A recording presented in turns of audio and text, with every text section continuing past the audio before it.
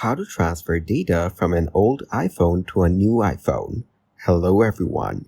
In this video, I will show you how to transfer data from an old iPhone to a new iPhone. First, make sure that your current device is connected to Wi-Fi and Bluetooth is on.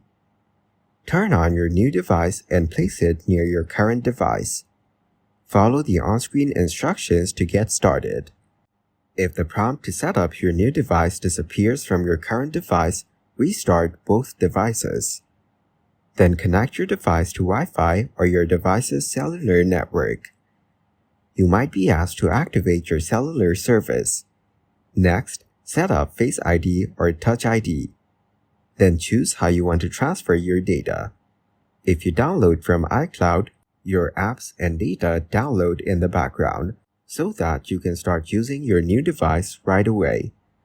If you transfer directly from your previous device, you will need to wait for the transfer to complete on both devices before you can use them. Keep your devices near each other and plugged into power until the data migration process is complete. Transfer times can vary based on factors such as network conditions and the amount of data being transferred. Thank you guys for watching this video. Hope you got some value.